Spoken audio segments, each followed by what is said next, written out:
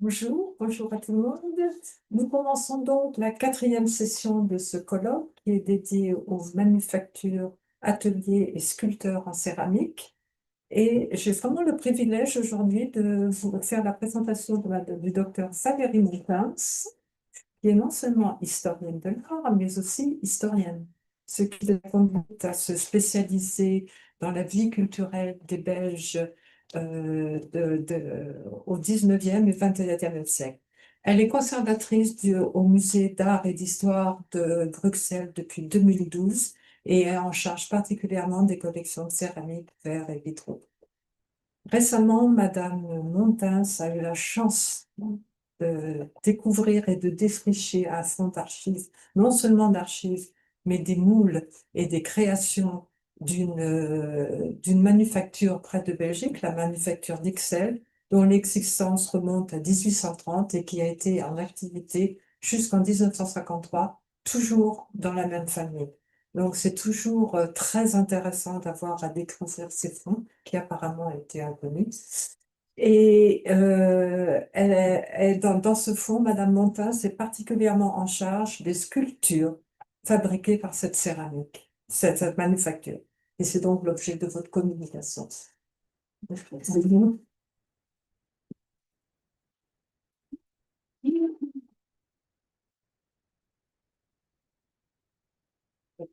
Donc, effectivement, euh, d'abord, je voudrais juste dire que normalement, cette communication était prévue avec Elise Urbain Ruano, qui est, elle, conservatrice au Musée royal de Mariemont.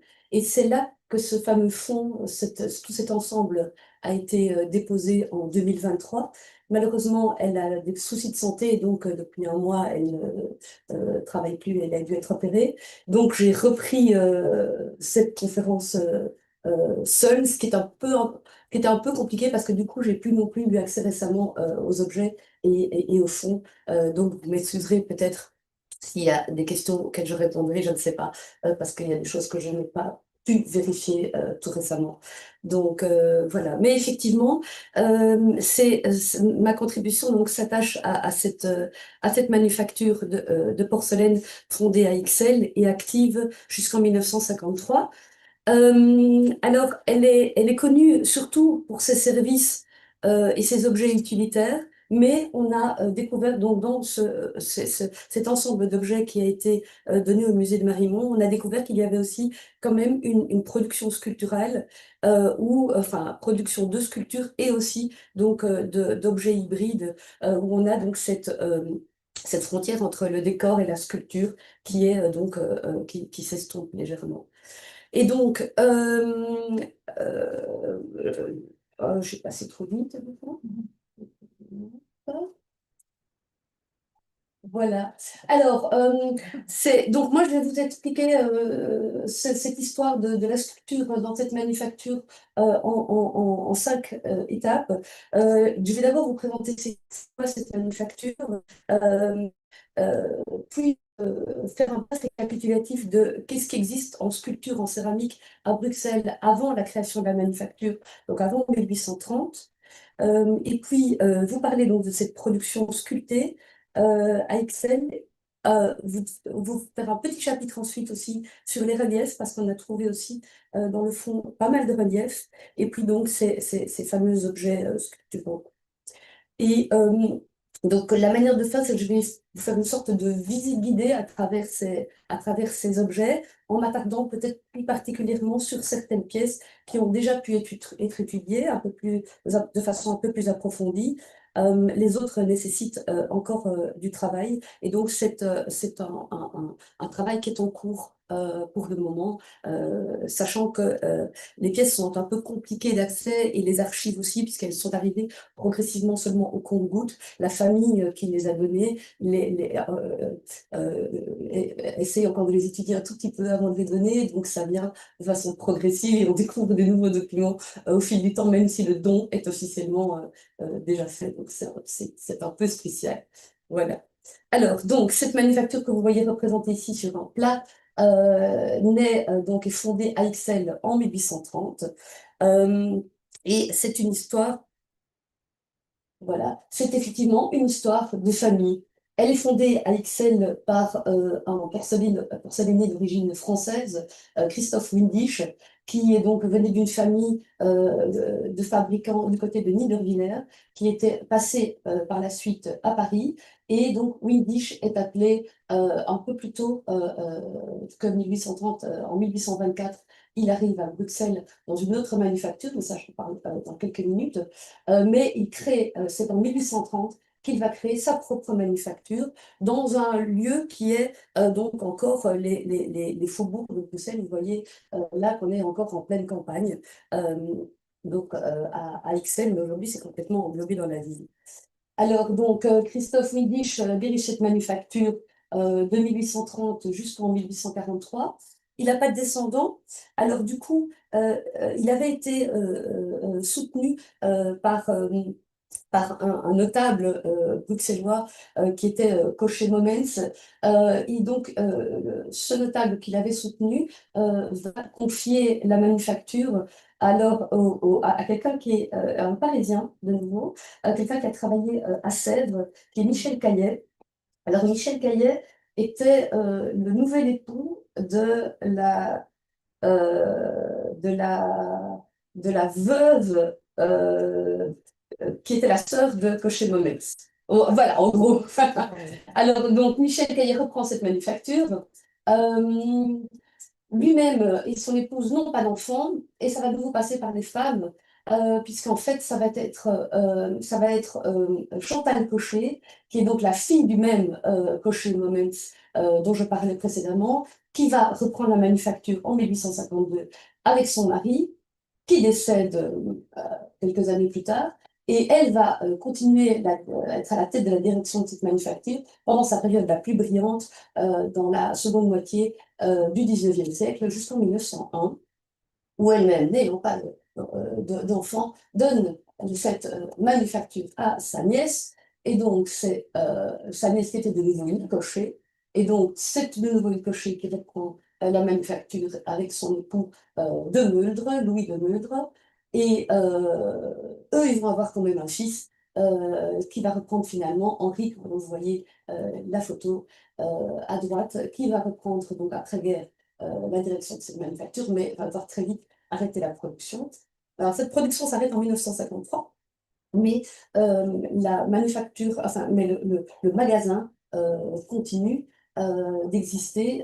Donc, d'abord, ils vont continuer un atelier de décoration, puis progressivement, ça va évoluer. Ils vont continuer comme une sorte de grand magasin des arts de la table, où ils vont vendre des productions de porcelaine de toute l'Europe, de cristallerie, d'orfèvrerie, etc. Donc, un magasin destiné à l'élite bruxelloise et belge. Toute l'aristocratie et la haute bourgeoisie de l'époque se procurent, font des listes de mariage, etc. chez de notre cocher. Voilà. Donc, on a une manufacture qui va connaître un développement, ça démarre de façon très petite dans cette ancienne auberge aménagée en manufacture en 1830 par Christophe Windisch. Elle se développe rapidement. On sait que dans les années 1830, il y a, dans les années 1800, ouais, au début, il y a une dizaine de personnes qui travaillent avec Windisch. En 1852, les archives montrent qu'on a déjà 35 ouvriers. Et puis, fin de siècle, donc à l'époque de la veuve Vermeer-Cocher, on aura plus de 200 ouvriers qui vont travailler dans cette manufacture. Donc, ça va être une manufacture relativement importante. Et puis, après la Première Guerre mondiale, va commencer vraiment le déclin, avec donc de moins en moins d'ouvriers, et finalement l'arrêt de la production en 1953. Mais donc, on passe d'une structure toute petite à vraiment une grosse manufacture, et puis finalement à un seul magasin intégré dans la ville. Voilà. Alors, la question aussi, c'est ce genre de manufacture, que produit ce type de manufacture? On s'est posé cette question, et malheureusement, on n'a pas de livre de fournée avant 1899, mais donc c'est le premier livre de fournée de 1899 qui nous montre qu'on a été assez surpris de ce qu'on a trouvé, et on s'est dit que c'était quelque chose qu'on devait continuer pour essayer d'un peu comprendre comment va évoluer cette production, parce qu'on s'est rendu compte évidemment que la manufacture doit être produite beaucoup en 1899. Près de 350 000 pièces sortent des fours de la manufacture. Il y a deux fours. Et la majorité, en réalité, c'est de la porcelaine électrotechnique. Donc c'est vraiment ce qui fait vivre la manufacture. On est en plein développement de l'électricité, de l'électrification, et donc ils vont se lancer là-dedans et ça va les faire vivre. Il y a évidemment les arts de la table, 40% de la production, des pièces nécessaires pour les chauffages et l'éclairage, et puis ce qu'on appelle les autres catégories, un peu de tout,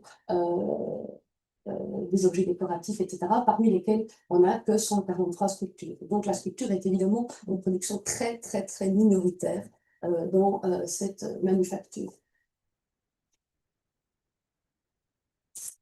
Alors donc, rentrons dans le vif du sujet sur la sculpture en céramique avant cette manufacture. Donc, vous êtes passé par du côté de Tournai, donc vous savez que Tournai a eu un monopole jusqu'en 1780.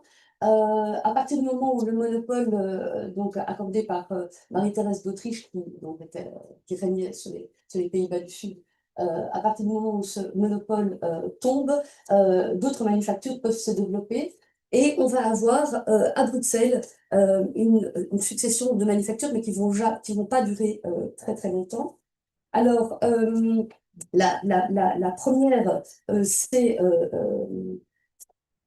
la manufacture que Charles de Lorraine, qu'on a eu à la toute fin du XVIIIe, la manufacture que Charles de Lorraine a essayé d'installer à Tervuren, quoique elle aurait plus fait de la décoration que réellement produit. La seconde, c'est une manufacture qui a été créée aussi dans un faubourg de Bruxelles, à Scarbeck, et la manufacture de Montplaisir, qui a été fondée aussi par un porcelainier des régions françaises, qui était Louis Cretté. Ça n'a pas duré très longtemps, et cette manufacture n'a absolument pas produit de sculpture, ni de vases décoratifs, essentiellement donc des services à thé, café et un peu de vaisselle de table. Ça, c'était. Et donc, il faut attendre Etterbeek, qui va être fondé par le même Cretté et Claude Joseph Bomer, un céramiste qui était formé à Strasbourg puis à Paris, qui vont donc développer cette manufacture d'Etterbeek, qui a, excusez-moi, erreur de date, 1787-1803, évidemment, donc une durée de vie très courte, mais qui va faire des très belles œuvres, en faisant notamment appel à certains sculpteurs, comme ici, cette belle pièce qui se trouve au musée de la ville de Bruxelles, donc un faux et une bacchante attribué à Richardot, datée et marquée, seule pièce datée et marquée, donc c'est une pièce jalon. Au musée de la ville de Bruxelles, on conserve également ces deux bustes de Voltaire et Rousseau, qui sont peut-être d'après un modèle du sculpteur belge Lambert Gottschall, quoique les effigies de Voltaire et Rousseau circulaient largement à l'époque, à la fin du XVIIIe et puis au début du XIXe. Donc voilà. Alors, vous voyez que ce sont des pièces qui sont légèrement émaillées, mais de façon assez légère, en émail très fin. Donc, c'est de la porcelaine blanche émaillée. Et puis, donc, on arrive à cette manufacture, c'est la manufacture qu'on a appelée la manufacture d'XL1. Alors, la manufacture d'XL1, c'est une manufacture qui est créée à XL dans une sorte de, si vous voulez, un peu plus tardive, à partir de 1818, par un peintre d'origine allemande de départ, mais installé en Belgique, qui s'appelle Frédéric Faber, et qui va avoir l'aide d'un modeleur, d'un mouleur d'origine tournaisienne, Mortelec, qui avait déjà travaillé auparavant dans les manufactures précédentes, et qui va lancer donc une production plutôt très belle de porcelaine dans ce faubourg d'Ixelles. Et c'est lui qui va faire venir, c'est cette manufacture d'Ixelles qui va faire venir Christophe Windisch pour la première fois dans nos régions en 1824. Et Windisch vient pas les mains vides, il apporte avec lui tout un carnet de modèles qu'il a réalisé pendant sa période parisienne. Et donc on voit des objets de ce type-ci, donc ils sont très parisiens, difficiles même à distinguer avec la production antérieure. Donc, on est encore toujours dans la même veine. Et donc, on essaye plus ou moins de distinguer, mais c'est utile d'essayer de distinguer les différentes corbeilles ajourées faites donc d'après les modèles de Wilkins. Ceci, étant donné que c'est une pièce qui vient du Palais Royal de Bruxelles, on pense qu'on peut aisément dire que c'est une production de cette manufacture de Faber, puisque Faber était accrédité par le roi Léon Ier, puisqu'à l'époque, donc nous sommes passés, entre-temps par les Pays-Bas autrichiens à la France, puisqu'on était rattaché, on était un département français depuis 1795 jusqu'en 1815. En 1815, on est à la suite, on est rattaché aux Pays-Bas donc du royaume des Pays-Bas. Et donc à l'époque, on est donc en plein dans le royaume des Pays-Bas, et donc Faber est soutenu par la royauté. Alors, on en arrive en 1830. Et en 1830, au moment de l'indépendance de la Révolution belge, hein, qui va, on a aussi fait notre révolution contre les Hollandais, et donc on va avoir cette indépendance nationale, et ce fait que Faber et Wilkins vont se trouver tous les deux dans deux camps opposés. Faber va rester fidèle à Léon Ier, tandis que Wilkins prend le parti de la Nouvelle-Belgique, et donc ils vont donc se séparer. Et donc, c'est ce qui va expliquer la création de l'autre manufacture, la manufacture de Wilkins, sachant que la manufacture de Faber va continuer ses activités. Je vous montre juste puisqu'ils vont continuer d'abord à travailler pendant tout un temps en parallèle. Et donc, voilà le genre de pièce qui sera encore fabriquée dans la manufacture Faber, qui va donc, Frédéric Faber, qui va donc avoir ses deux fils qui vont suivre la manufacture, puis elle va être reprise en 1849 par Jean-Baptiste Capelle-Mons, et donc progressivement réintégrée aussi dans une société dans les années 1870, par une société, la société belge céramique, a cessé finalement complètement ses activités en 1890. Donc voilà une pièce fabriquée chez, les successeurs de Faber, de Capelle-Mons et d'Auguste, qui est bien attestée, puisqu'effectivement, elle est marquée en creux. Ici, une pièce qui est un peu plus tardive, sans doute des années 60-70, qui se trouve dans la collection du Musée d'art et d'histoire. Mais on voit qu'on évolue complètement, on est dans un autre univers.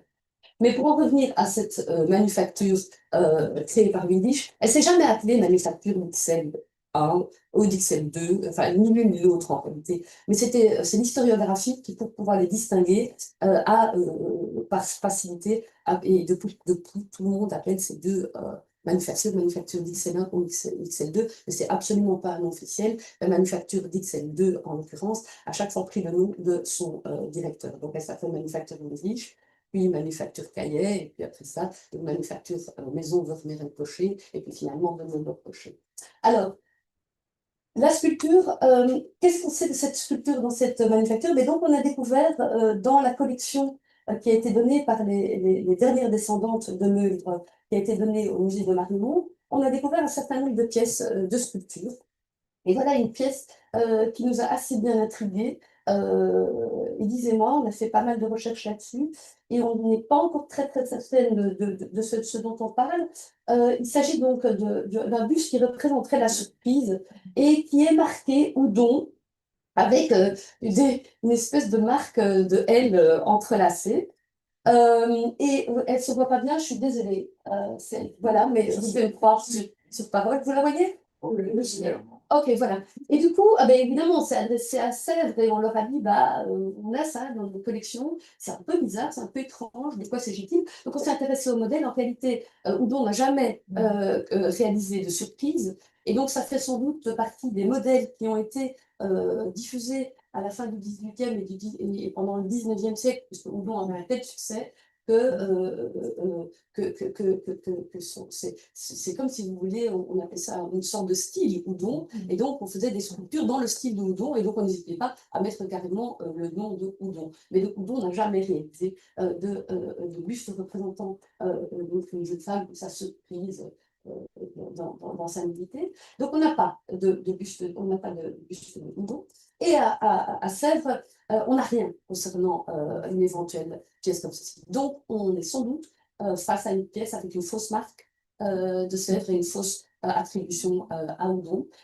Alors j'ai regardé un peu en cherchant un peu sur Internet, j'en trouve plein. Ça me fait des surprises, il y en a beaucoup, beaucoup. Donc en fait, je ne sais même pas si celle-là a été créée ou non à la manufacture de Meudre, sachant que le dernier directeur, avant les deux sœurs qui a la vérité, mais le directeur Henri de Meudre, que je vous ai montré précédemment, avait un sens très très poussé de l'histoire a voulu vraiment retrouver l'histoire de sa manufacture et a racheté des tas d'objets, etc. Donc, aurait-il éventuellement racheté une pièce comme ça, intégrée dans son fond? Il n'a pas documenté malheureusement ça. C'est quelqu'un qui a complètement réorganisé toute l'histoire de sa manufacture. Donc, c'est très, très, très, très embêtant, très difficile. Ces archives sont à prendre de façon très particulière. Mais quoi qu'il en soit, elle est quand même dans ce fond, et donc, jusqu'à preuve du contraire, ce qu'on sait en tout cas, c'est que le compte-rendu de l'exposition d'art industriel de Bruxelles en 1835 contient une planche où on voit les objets qui ont été présentés par Faber d'un côté et par la manufacture de Munich de l'autre, et donc elle apparaît, cette sculpture apparaît dessinée là. Donc, voilà, ils ont présenté certainement donc un buste, même si c'est pas celui-là, ils ont présenté un buste de la surprise en 1835 à l'exposition des arts industriels à Bruxelles. Il faut savoir que la Belgique est une des premières nations à s'industrialiser après l'Angleterre, et donc les expositions industrielles commencent très très tôt. Donc, Windisch présente ceci à l'exposition d'art industriel, et c'est le début d'une production de bustes. Et beaucoup de bustes patriotiques. On va trouver dans la production Évidemment, on est dans un pays qui vient de se créer, la Belgique, en 1830. Et donc, on a sans doute, ça répond sans doute également au goût d'une clientèle qui voulait posséder chez soi des bustes. Et donc, un peu plus tard, en 1800, à l'exposition de Bruxelles en 1853, la manufacture, donc, qui n'est plus dirigée par Windisch, qui est dirigée par Caillet, présente alors ce buste du duc de Brabant, qui deviendra notre roi Léopold II, d'après un sculpteur tournaisien, Amable Witfulé. Donc cette pièce-ci, elle est bien documentée. Voilà. On a le cas de cette statuette. Alors c'est Léopold Ier, donc on est avant Léopold II, c'est le premier roi des Belges. Donc une petite statuette d'après Guillaume Geefs. Guillaume Geefs était le sculpteur officiel de Léopold Ier. Par contre, donc, ce qui est particulier sur cette pièce, c'est qu'on trouve la marque en creux, JB Capellemans est né, d'après Geefs. Donc on se dit, bah, est-ce que c'est une pièce produite à XL1, puisque c'est les Capellemans qui étaient les propriétaires de Capellemans. En réalité, il semble que lorsque la manufacture XL1, donc, devenue Capellemans, ferme ses portes, les moules, et pas que les moules, une partie du personnel a été récupérée par XL2. Et donc, on se dit que cette pièce qui se trouve dans la collection léguée donnée par les sœurs de Maîtres à Mariemont est probablement alors une pièce qui a été fabriquée de façon tardive dans ce moule, de la manufacture Capellemans. Voilà, mais sans doute fabriquée du coup à XL2. Donc cette tradition de faire des sculptures de type patriotique, etc., elle va perdurer. Et surtout en 1935, on a une reine qui a été très célèbre, qui s'appelle la reine Astrid, qui était la femme du roi Albert et qui est décédée accidentellement en 1935. Ça a été un séisme en Belgique, etc., la mort de la reine Astrid. Et donc, on a énormément d'effigies royales qui ont été faites à ce moment-là. Et donc, on voit par exemple on est encore dans 1930, donc on a fait un énorme bond dans le temps, mais on voit cette jolie statuette de la reine Astrid, donc d'après l'œuvre d'Emile van der Winkel en 1935. Alors, un autre registre, mais qui va avoir un rôle très important donc pour la manufacture, ce sont les sculptures religieuses, les objets de dévotion, les sculptures religieuses. Et donc, on sait qu'aux expositions d'art industriel dont je vous ai parlé, l'expo de 1847, l'expo de 1853, et à chaque exposition, parmi les objets qui sont exposés, on trouve des sculptures religieuses, des madones à l'enfant, des vierges, ici la Vierge écrasant le serpent, etc. Et donc décrites comme des sculptures de la Vierge en biscuit marbre. Donc c'est toujours donc, ce lien entre ce biscuit qui imite le marbre de la grande sculpture. Et on a retrouvé, j'en montre que quelques exemples, mais on a toute une série de ces vierges. Voilà par exemple un motif de vierge écrasant le serpent. Je ne sais pas qui est l'auteur du modèle, mais en tout cas, on la retrouve dans une des planches de la production de Vermeer-Ricocher, donc à l'époque de la veuve Vermeer-Ricocher, seconde moitié du 19e siècle. Donc voilà par exemple une des vierges qu'on trouve. Une deuxième qui, elle a pu être identifiée grâce aux documents d'archives. On a retrouvé dans la collection une sculpture en terre cuite. Et donc on a pu être, grâce aux archives, donnée à Charles-Auguste Fréquin, qui était un sculpteur belge bruxellois, en fait tout à fait connu, et qui a eu, semble-t-il, d'après les archives, des liens avec la manufacture, sans réellement être envoyé dans la manufacture, mais qui a soutenu des modèles et sans doute cette Madone à l'enfant. D'autres pièces de type donc religieux aussi, ce Christ rédempteur, c'est pas grand-chose, si c'est que c'est une pièce très très grande, elle fait 79 cm de haut. Elle est marquée d'un certain Victor Vanove, qui effectivement est un artiste qui a existé, qui était connu dans la seconde moitié du 19e siècle à Bruxelles. Tous ces artistes, tous ces sculpteurs, on va le voir, sont souvent des sculpteurs qui gravitent vraiment dans l'univers essentiellement bruxellois, et donc qui ont créé en général, qui ont sans doute créé des liens avec la famille. Alors on avance un peu dans le temps, donc on a ces sculptures religieuses qui sont vraiment importantes, et puis on a des œuvres un peu plus particulières, toujours liées à ces espaces que la manufacture va avoir dans les expositions internationales. Et on a eu une grosse exposition qui a lieu à Bruxelles en 1880, où la manufacture va présenter un espace avec présenter les pièces dans un espace qui est une sorte de salon, mais avec d'un côté une cheminée néo-renaissance et de l'autre côté une cheminée de type asiatique qui mêle des influences à la fois chinoises, japonaises, etc.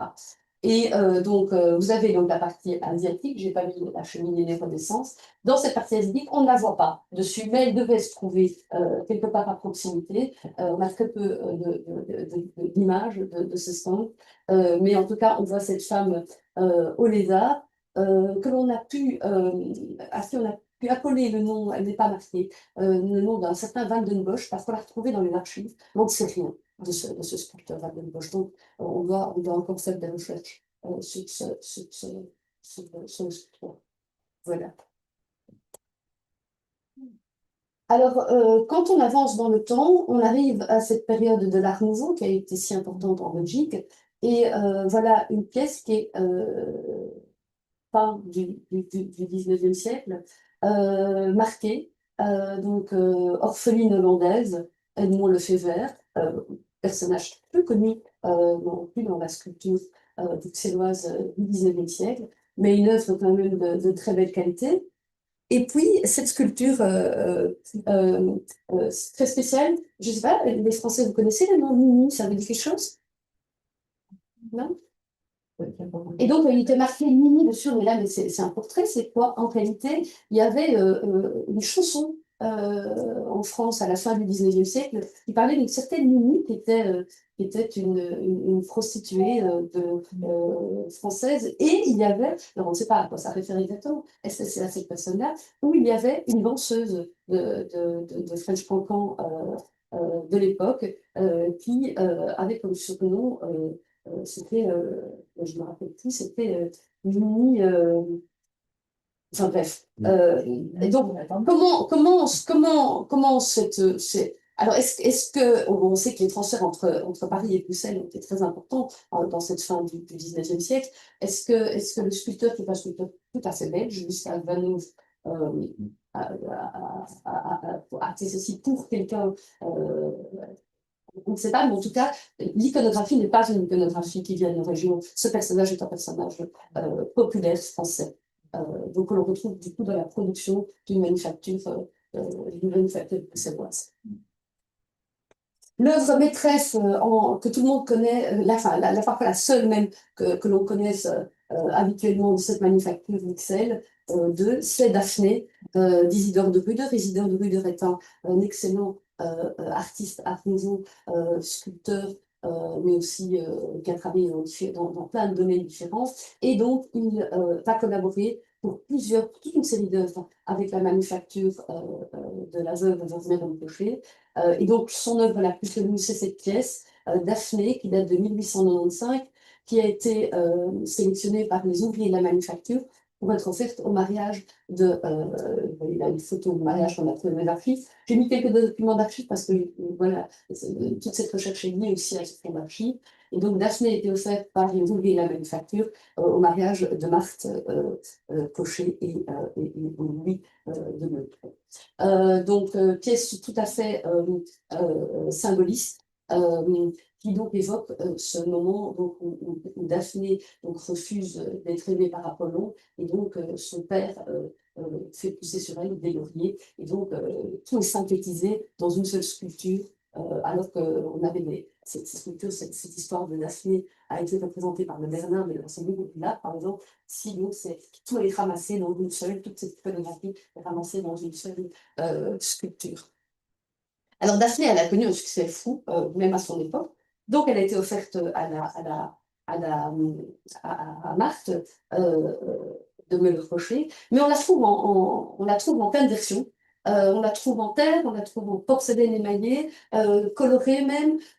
Toutes ne sont pas très réussies, mais ça prouve en tout cas le succès de ce modèle. On en trouve encore sur le marché. Il y a quelques années, il y en a encore une qui est passée. Voilà. Et donc, ce qui est intéressant, c'est que en épluchant ces livres de Fournet, on s'est rendu compte, par exemple, en 1899, il y en a 12 qui sont produites. Donc, elles ont été vraiment reproduites en grande quantité, et on en trouve encore reproduites dans les années 30. Donc, ça veut dire que cette culture va perdurer et va continuer à être produite. De Ruder a aussi beaucoup représenté l'enfance à partir de ses propres enfants. Voilà, notamment un petit biscuit qu'il a réalisé, je sais pas, il n'est pas daté, mais c'est certainement une pièce d'Isidore de Ruder qu'on a retrouvée, et elle est dans un drôle d'état, elle nécessite une restauration, donc elle se trouve aussi dans le fond. Et alors, on retrouve dans ce fond une quantité très importante de pièces tout à fait étranges, ces masques muraux, qui vont avoir un succès considérable aussi. On a trouvé dans les archives des noms de personnes appartenant à la grande bourgeoisie, etc., qui vont acheter des masques. Alors, ces masques sont inspirés du théâtre antique ou du théâtre no. On a d'autres artistes comme Cros en France, au Carys, qui vont jouer sur ce jeu des masques pour explorer différents sentiments, etc. On est dans l'univers symboliste et art nouveau. Et donc, on a des représentations comme ceci, Jeanne Curie, Jean Couleur, de nouveau lié à l'enfance, mais le rêve de qui est tout à fait symboliste. Et puis, donc, une sorte de figure un peu idéalisée, masculine de la Renaissance. Et un intérêt aussi de la donation qui a lieu, c'est qu'on a notamment des moules, et par exemple, un moule va se battre d'un masque. Il y en a plusieurs dizaines de masques qu'on retrouve aussi de temps en temps sur le marché. Un des plus intéressants, c'est ce masque de Phoebé. Donc, de nouveau, donc un masque de type mythologique, qui cette fois-ci donc, est clairement marqué et signé Isidore de Ruder. Voilà, on est aux alentours de 1900. Au XXe siècle, donc, la sculpture se poursuit de façon un peu moins, sans doute un peu plus anecdotique. On avait vu qu'on avait cette sculpture de la reine Astrid. Voilà par exemple un buste de Clotilde Kléber qui était en fait l'épouse de Charles Samuel, et au moment où ce sculpteur bruxellois, au moment de la femme de ce sculpteur bruxellois, c'était une pianiste reconnue, décède en 1910, eh bien, il va réaliser à la Manufacture Bruxelles un buste de son épouse. Voilà. Autre type de pièce produite dans ce début du XXe siècle, une pièce qu'on n'a pas encore étudiée de façon approfondie, mais avec clairement, ça s'appelle les deux avocats, il y a un caractère satirique assez évident, et qui se retrouve dans la collection, bizarrement, juste en plâtre, et puis on a un plâtre blanc, un plâtre teinté en noir et un plâtre teinté en brun. Donc voilà, sans doute des essais pour voir ce que ça pourrait donner. On n'a pas retrouvé de pièces dans d'autres matériaux jusqu'à maintenant. Et puis dans les années 30, apparemment, il y a une amitié entre un sculpteur d'origine luxembourgeoise, mais qui a fait sa formation après ça à Bruxelles, qui est Léon, qui va donc développer à la manufacture d'Ixelles une production de petites statuettes de type art déco, clairement. Là, on passe avec, oui, je ne l'ai pas dit précédemment, mais on se rend compte qu'il n'y a pas que de la porcelaine qui va être produite à la manufacture d'Ixelles. Ils vont aussi produire des pièces en grès, notamment. Et donc ici, une pièce en grès cérame, une autre pièce ici, plutôt en terre cuite, tête bantou de Léon aussi, années 30. Voilà. Alors, je passe à la production de relief. La production de relief, on a peu de relief pour le 19e siècle, excepté ce très joli petit bouquet de roses, qui est une pièce qui est marquée et datée, Christophe Windisch, 1830. Donc ça, c'est une pièce sans doute unique qui se retrouve donc qu'on a retrouvée dans le don. Est-ce que c'est une pièce créée pour une occasion particulière? Enfin, en tout cas, on est en 1830, l'année même de la fondation de la manufacture. Sinon, il faut aller regarder excusez-moi pour la mauvaise qualité de ces photos. Il faut aller regarder à la fin du XIXe siècle pour voir alors la manufacture se lancer dans une production de carreaux, non pas peints, enfin peints, émaillés, mais aussi des carreaux en relief, pour former des grands reliefs muraux, d'abord à l'intérieur, et vous voyez ici, c'est des compositions d'Isidore de Ruder, qui ont été présentées, et là, donc c'est une vue du stand de la manufacture à l'expo de 1897 à Bruxelles, grosse exposition internationale, qui a eu un bon succès. Vous voyez, donc les quatre, il n'en reste plus que trois, mais les quatre tableaux de carreaux de Ruder. Ici, les masques, des masques nouveaux, présentés ici. Et si je passe à la dia suivante, voilà aussi donc tout le bas était décoré de cette frise de signes et d'éléments aquatiques. Ceci est encore conservé in situ dans le magasin de Maîtres qui existe toujours à Bruxelles. C'est conservé in situ, c'est en très bel état, de même que 3 des 4 tableaux de carreaux que je vous ai montrés, donc ils ont été déplacés de l'exposition vers le magasin, et depuis ils sont restés et ils sont classés avec le bâtiment, et donc ils font partie du bâtiment qui est à vendre si ça intéresse quelqu'un. Très bel espace. Oui, donc relief, on a encore ce petit relief de la reine Astrid. On ne connaît pas l'auteur, mais en tout cas, c'est clairement produit par la manufacture dans les années 30. Et puis, le ami Léon va aussi réaliser plus tard, après les années 50, des reliefs pour un chemin de croix d'une église d'une église dans le même endroit. Voilà. Je vais pas m'étendre là-dessus, juste une dia pour vous dire que cette manufacture était très importante, non seulement par cette création de reliefs destinés à orner les intérieurs, mais aussi l'extérieur. Et ça va être une part importante de notre production. Donc, c'est carreaux en relief sculptés, pour lesquels il faut faire appel à différents on dirait quoi, designers, comme ici, vous voyez, et on a, dans le fond, on a aussi tous ces exemples de carreaux que l'on peut rattacher à certaines habitations bruxelloises, mais pas que bruxelloises. Et par exemple, à Bruxelles, si quelqu'un connaît un peu le centre de Bruxelles, il y a donc ce musée instrumental qui est un ancien grand magasin qui s'appelle Old England. Eh bien, les carreaux de Old England sont des carreaux produits par la manufacture en question. Voilà. Et donc, j'arrive, ça va? J'ai encore 5 minutes? Il n'a pas vu. Les objets sculpturaux ou les objets où la sculpture intervient, on est dans cette question de définition que Léon évoquait hier. Donc, les coupes. Windisch, dès le début de sa carrière, donc, fabrique énormément de modèles, réalise énormément de modèles pour les coupes. Ici, c'est une des seules qu'on pense qui a été réellement fabriquée à XL2. Sur base en fait de quoi? Sur base de ce cahier de modèles que Windisch a emmené de Paris, mais qu'il a complété. Et avec la succession des numéros, on pense que quand on passe dans les numéros 600 et des, on est dans la production, dans les modèles qu'il a réalisés quand il est à Bruxelles. Et donc, on voit qu'il y a quelques différences par rapport aux pièces parisiennes, mais on reste quand même dans le même esprit globalement. Voilà, d'autres pièces là qui sont, ce sont des pièces qui sont restées euh, dans la famille, mais on a clairement retrouvé également le modèle dans le cahier de Windisch. Ceci est sans doute, on ne sait pas si c'est Windisch ou pas, ça paraît quand même une pièce un peu plus tardive, mais c'est de nouveau toujours le même système, le même jeu de ces petits amours en biscuit, et donc ce jeu entre l'or et le biscuit. Alors là, je l'ai mise, c'est pas une sculpture, c'est pas, mais je sais pas, c'est un objet inclassable, du coup, c'est des objets inclassables, du coup, je les ai mis quand même. Ce sont des étranges pièces qui, en fait, ont été produites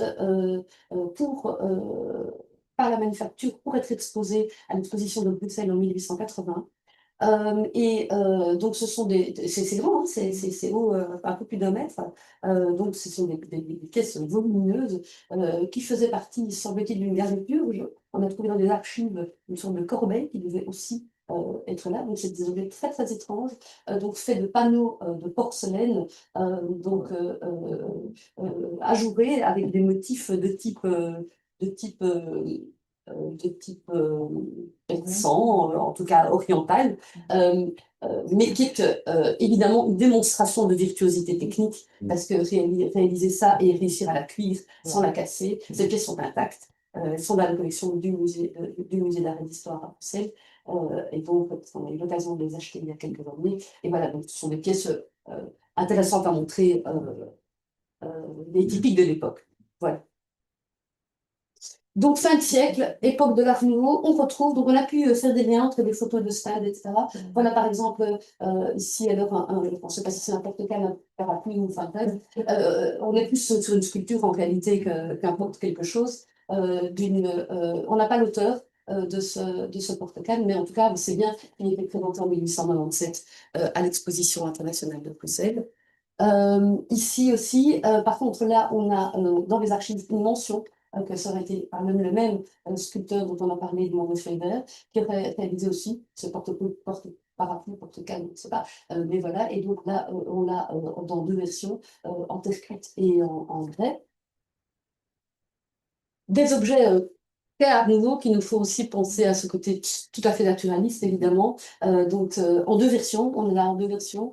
Est-ce que c'est un porte-canne? Je sais pas, il a toujours été, je sais pas pourquoi on identifie tout chez eux des porte-cannes, mais ça pourrait être tout à fait un vase plutôt qu'un porte-canne, mais en tout cas, vase à la longue douce. Donc ça, c'est bien marqué. On est plus dans de la porcelaine, on est dans du grès céramique, sur des pièces très volumineuses et très lourdes. Mais donc on est à l'époque de l'Art nouveau. Un vase Isidore de Ruder marqué et qui est typique des productions d'Isidore de Ruder.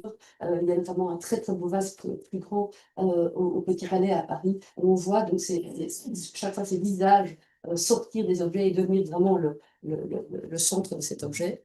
Et puis une production à laquelle on ne s'attendait pas du tout. On a vu cette production électrotechnique. Les productions électrotechniques, on n'a aucune pièce. Aucune pièce, on ne sait pas à quoi ça ressemblait, c'était quoi exactement qui vendait, etc. On n'a rien qui nous permet de savoir c'était quoi. Par contre, on a remarqué, on a trouvé dans la collection beaucoup de modèles pour des ornements funéraires de ce type-ci, en porcelaine, avec donc on ne sait pas exactement à quelle période ils ont été produits, mais en masse, c'est ça. On a des moules, on en a X versions, je vous en montre 3 versions, mais on a toute une série, et en allant faire un petit tour dans certains cimetières, on en a trouvé dans les cimetières. J'ai pas les photos aussi, mais on a trouvé le cimetière Duc, qui est près de Bruxelles, qui est un cimetière connu pour avoir été largement colonisé par les artistes. Donc on en retrouve beaucoup. Donc cette idée donc d'utiliser la porcelaine, on a des fleurs qui ne fanent pas, au moins, c'est bien. Et donc, pour conclure, sur ce premier aperçu, on a encore besoin de faire pas mal de recherches sur cette production sculptée. Mais ce qu'on peut dire, c'est en tout cas sur cette production sculptée à Bruxelles, c'est qu'on a des genres très multiples. On a des statuettes, on a des bustes, on a certains groupes, de la sculpture religieuse et patriotique, des masques, des reliefs et puis d'autres objets. Cette sculpture a certainement joué un rôle très important pour la notoriété, une sorte de rôle publicitaire pour cette manufacture au XIXe siècle, puisqu'en fait, on voit que ce sont des pièces qui sont tout à fait minoritaires en volume, mais qui sont clairement mises en valeur à chaque exposition internationale, et donc qui sont destinées vraiment à affirmer le savoir-faire de la manufacture. Certainement, c'est un des objectifs principaux, au-delà de répondre à une clientèle bourgeoise et aristocratique du XIXe siècle, et une manufacture qui a réussi qui a été présente pour les artistes bruxellois certainement, parfois donc, plus large que Bruxelles, et qui donc s'est retrouvée au centre d'un réseau d'artistes dont certains sont connus, Le Ruano est connu, Valérie est relativement connu, Fréquin aussi, mais d'autres sont beaucoup moins connus, auxquels ils vont permettre d'accéder à ce médium qu'est la céramique, que souvent ils ne maîtrisent pas eux-mêmes. Voilà, je vous remercie.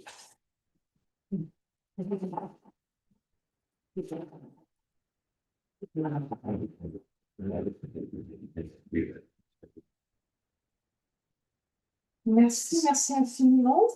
Nous continuons avec English, French, what do you want? English you prefer? Okay. With two young curator of the Museum of Edinburgh with quite an impressive background.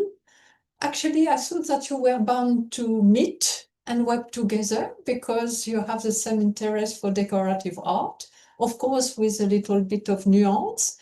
Claire, you are developed a very sound knowledge of ceramics working at the Museum of Kent. Voilà, thank you. And Carey, you evolve in a more modern and design area from 1850 onwards. And I think that the exhibition you curated Beyond the Little Black Dress was homage to Coco Chanel. Okay, so reserve of a museum are always Alibaba Cavern and are very interesting to look at. And this is the subject of your paper. You will talk about European ceramic culture you discovered in the reserves. And you are not staying typically presenting the works of art because as they've been bought at approximately at the same period for this museum, and it gives an insight into the purchase policy of the Museum of Edinburgh at this time. Okay, so please.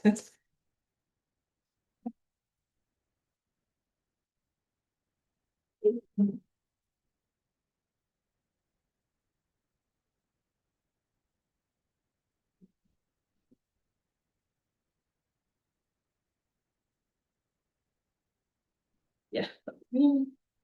Thank you very much. It's an honor and a pleasure to speak to you today, and also Many thanks to the organisers of this wonderful conference. It's been a great pleasure to be with you all, and of course with the people online. Before I dive into the ceramic sculpture that you've been promised, I thought I'd just give you a little introduction to National Museums Scotland. In case not everyone has visited, we'd love to welcome you there. It's currently 18 degrees in Edinburgh. If anyone's looking for some cooler weather, you can find it there. So National Museums Scotland is actually made up of 4 different museums. So the National Museum of Scotland in Edinburgh, you can see one of our natural history galleries on the top of the screen. The National Museum of Flight, and you can see our Concorde at the bottom there. The National Museum of Rural Life, you can see one of the tractors in the collection, and the National War Museum, sorry, which is housed at Edinburgh Castle.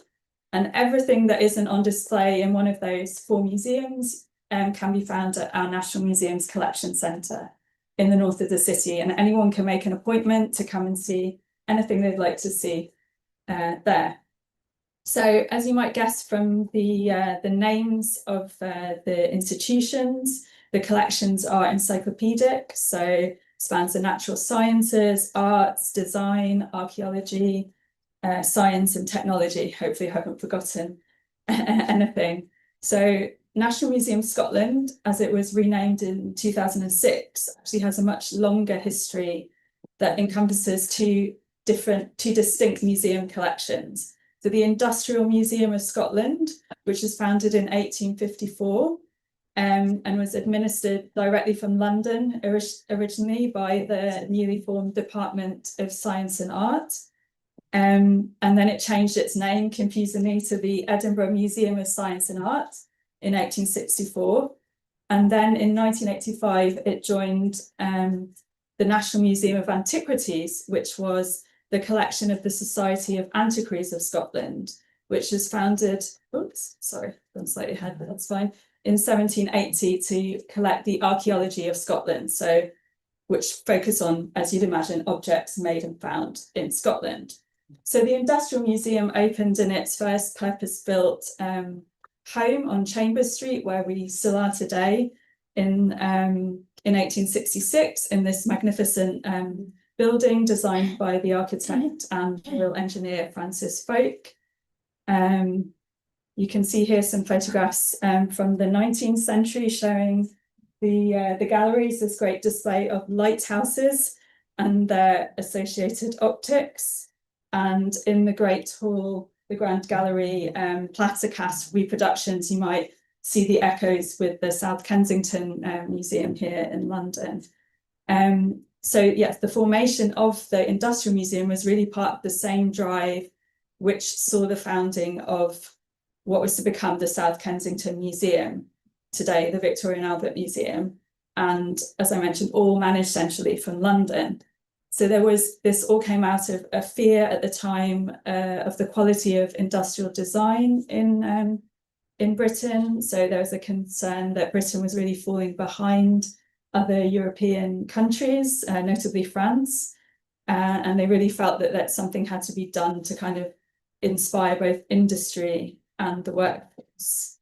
And these fears had really become quite evident in what was perceived as the quality of British goods displayed at the Great Exhibition, which was held at Hyde Park in London in 1851. So Britain saw its status as the workshop of the world being in jeopardy, really, if they saw that if they couldn't improve the quality of manufacturers' goods to compete with their foreign rivals. So one of the ways they sought to try and improve the situation was the national collections in museums. So it would help British craftspeople to experience what was perceived as the best in design, although we could all argue about, that's a very subjective thing. And then this would ultimately improve the quality of goods produced. So initially, the Industrial Museum of Scotland built its ceramics collection on huge groups of material for manufacturers to illustrate every stage of production. And its first director, George Wilson, really focused on this. And you can imagine a large amount of material was coming into the museum. And Wilson initially declared that he would focus his attention only on the ceramic production of Great Britain. And an example of this is this quite unusual collection that we have from the factory of Josiah Wedgwood and Sons, which came into the museum in 1856. And it included things like samples of clays, flints, feldspar, slips, glazes, so not the usual things that come into museums, kiln furniture that you can see here, and basically wares in all stages of production, such as this second stage in the throwing and turning process of a teapot. And you see they labelled everything so you could see you know, what it was. And the transfer printing process was really illustrated in great detail. We have here the final stage in production, which has been labelled handily as a good impression. So we know that this was something to be aimed for. But more unusually in the museum setting, there was a whole series of wares that illustrated what happened when things hadn't quite gone to plan. So we see here this plate in the Nankin pattern, where the label handily tells us it has been short fired, so not fired sort of at a high enough temperature probably, or for long enough. So so this material such this was coming in, but also from beyond Britain as well. So Wilson wasn't quite, you know, just sticking just to Britain.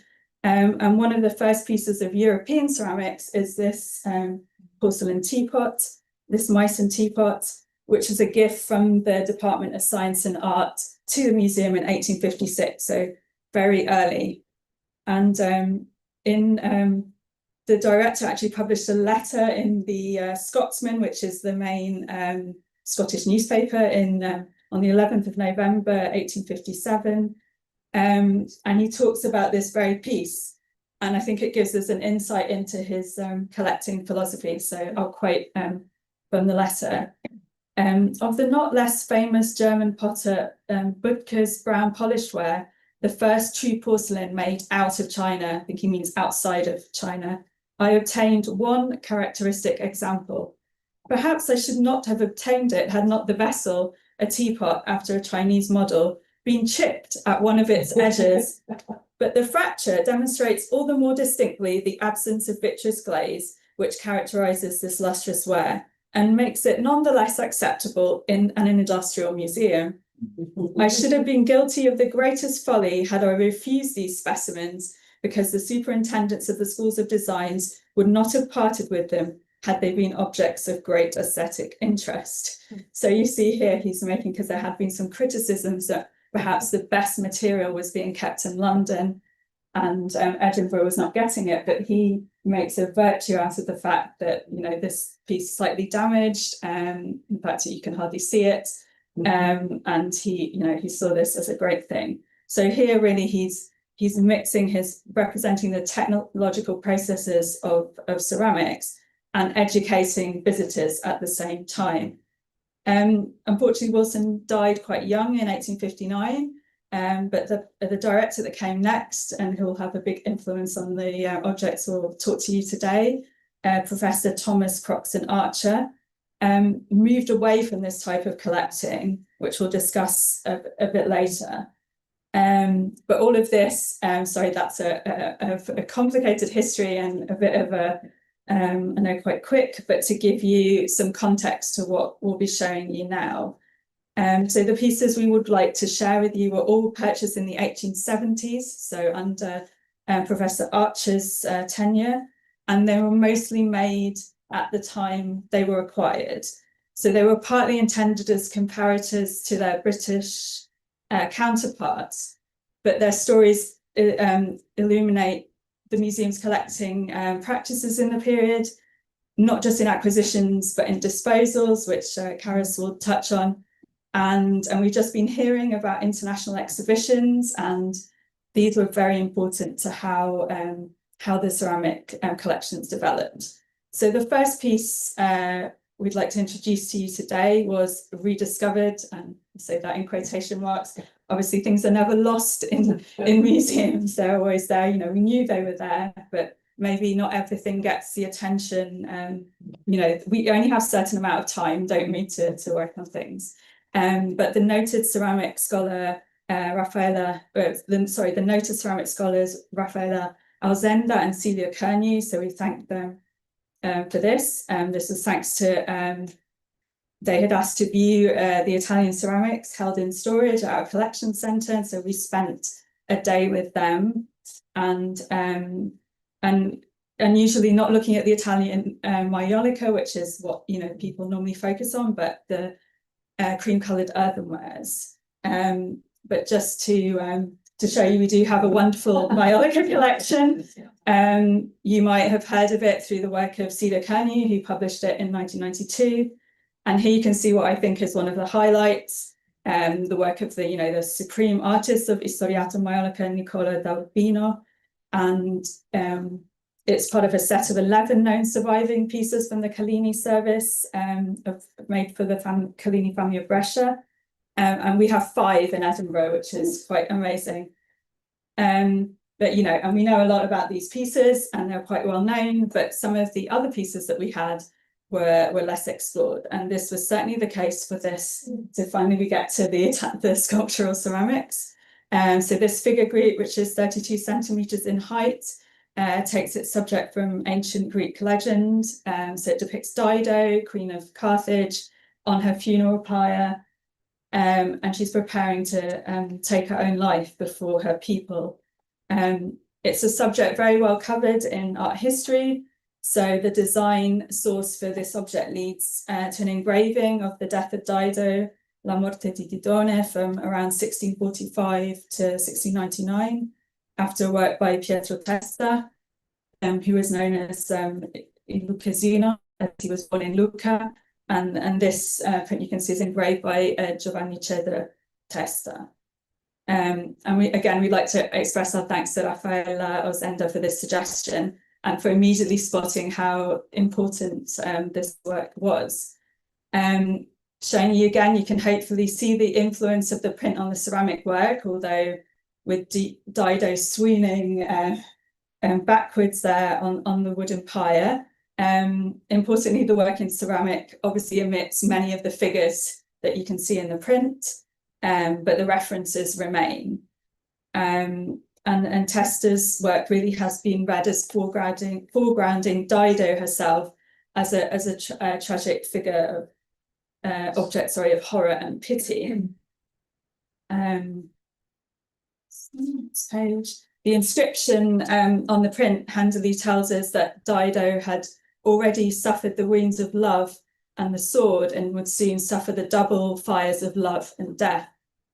And Dido's faithful dog, which you can see in the print, is actually trying to climb onto the pyre, but is sadly missing from the ceramic version. Importantly for us, this figure group is marked several times, in fact, just to be sure. There are quite a few marks, which is quite unusual on ceramics to mark multiple times like this, I think, with this incised W and the fleur de lis used by the factory of Conte Carlo Vicentini del Giglio. And this piece likely dates to between 1788 and 1798. And there are 2 related works that you could found in the collection of the Civic Museums of Treviso, which the Treviso Museum acquired in 1882, which are related to this. So the first figure piece you can see here with a female figure seated on a rock, and sort of in a in a reclining melancholy pose. And I think you can see the echoes with the Dido figure, and the second, another sorrowful female figure known as tristezza or mestizia, which is sadness, and holding her head in her hand. And we thank our colleagues at the museum actually for supplying these great images to us. And these 2 pieces certainly share stylistic similarities with Dido. They're not marked, in the way the drapery of their robes, for example, is modelled in particular. And they're currently attributed to the factory of Fontebasso and dated by the museum there to the 1830s. The Vicentini del Giglio factory was probably the most renowned pottery factory in Vicenza. It was founded by the Conte Carlo Vicentini del Giglio, it's a mouthful of a name, in 1788. And in 1798, it passed to another owner, Agostino Brocchi. So the window of attribution is actually quite small, so making the marks on our pieces actually all the more vital. And they produced cream-coloured earthenware, which was known in Italy at that time as terraglia all'inglese, so literally English-style earthenware. And for a brief period, they also produced works in porcelain. The Vicentini wares are described at the time as tutti I generi di piattaria, vasellami e statuaria, so all types of plates, crockery and statuary. And the style is a misto di genio inglese nelle forme e di vaghezza romana, so a mixture of English genius in shapes combined with a Roman beauty. And the factory's price list, which still survive, confirmed that they made figures and decorative pieces like the one we've just seen, but also tablewares. And the price list is also handily topped with the mark, well, the Fabbrica W del Giglio, which reflects the mark on the pieces, and the coat of arms of Carlo Vicentini del Giglio.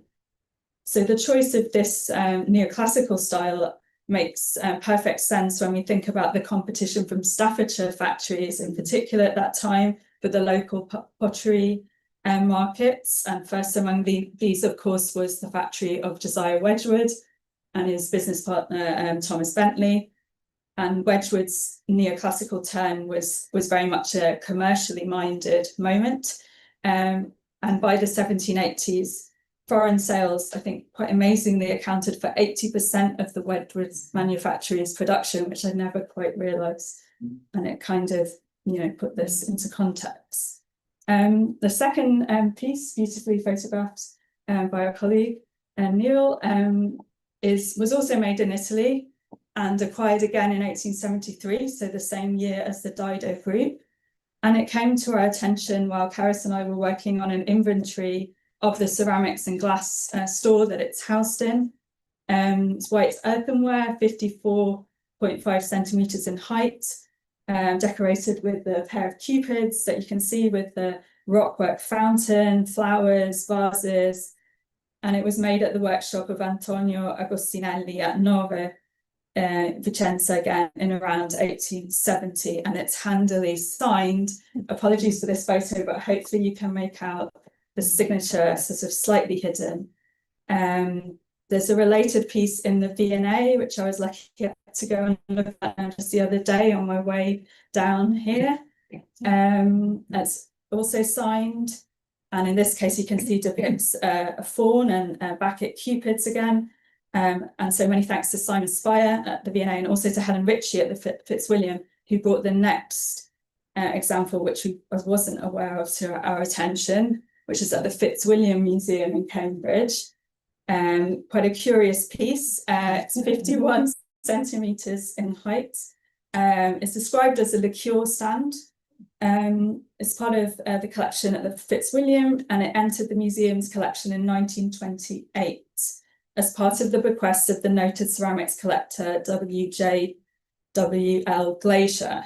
And Helen Ritchie kindly confirmed that this piece was acquired by Dr. Glacier in London in 1927, and so that makes it one of the last pieces to enter his collection before he died in 1928. Bernard Rackham's 1935 catalogue of the collection features it under the heading of Nove, and describes it as being made up of it's 12 cherubs with their vine garlands around their heads and waists, and they're all holding these barrel-shaped cups.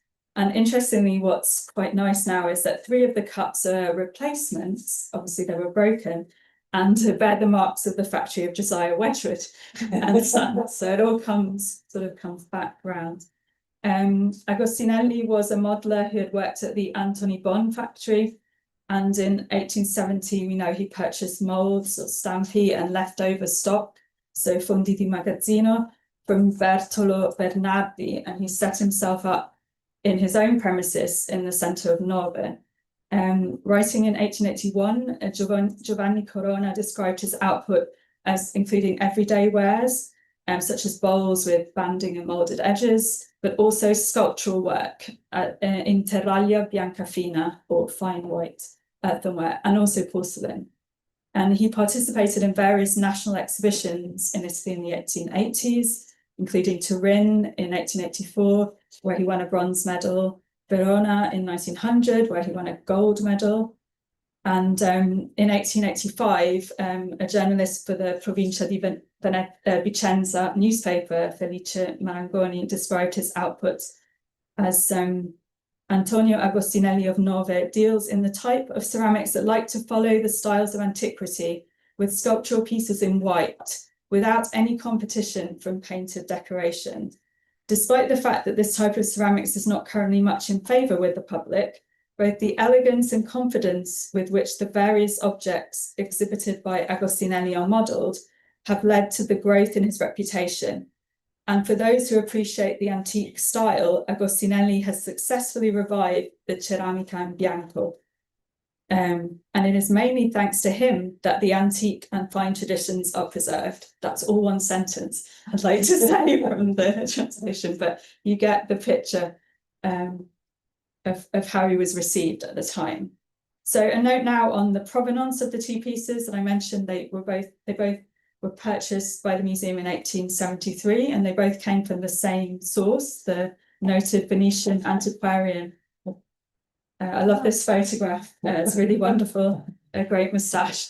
A noted Venetian antiquarian, maker of artistic furniture, collector and antiques dealer, Musée Michelangelo Guggenheim. So the most important antiques dealer in Venice during the second half of the 19th century. Guggenheim had a strong international profile among collectors, museums, and galleries. And the two pieces I've just shown you feature in the museum's report for that year, prepared by the museum's director, Thomas Archer. And so we know the Agostinelli piece was purchased for £10, 6 shillings, and the Vicentini de Giglio, the Dido, for £13 and 15 shillings. So the Dido piece is one of the more expensive ceramic acquisitions of that year. They weren't the only ceramic works that were acquired from Guggenheim. In fact, a total of 18 pieces were purchased by the museum from him in 1873, including this piece, this lovely, wonderful piece, acquired for actually the bargain price then of £3 and 10 shillings, and described as Capodimonte at the time. It was believed to be Capodimonte, but later reattributed to Buenretiro porcelain factory in Madrid. And we now, thanks to our colleague Felix Sorso, we now know that it's after a model by Francois Girardin. So Guggenheim was supplying works to the South Kensington Museum, and he also took part in all the major national and international exhibitions of the period, including the 1873 Vienna's World Fair, where works from his workshops, so his own production, were much celebrated. But he's also known, as well as exhibiting his own works, he was known to have also exhibited works from his antiques business at this type of exhibition. And his presence in Vienna is very significant for us in that the museum's director, Thomas Archer, was vice president of the section for pottery and porcelain at this exhibition. And it's likely, we believe, that the two must have met there, and this set the stage for the purchase. But I'll now hand you over to my colleague Carys to continue the rest of the story.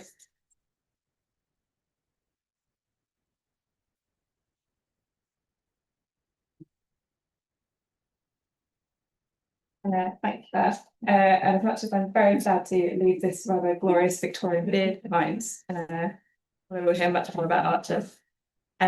Moving on to our final work that we're discussing in this paper, and also moving away from Italy to France.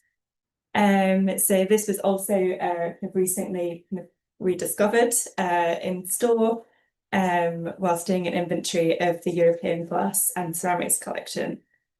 So this is a figure group of white earthenware, hand painted in enamel colours and standing at a height of 45 centimetres.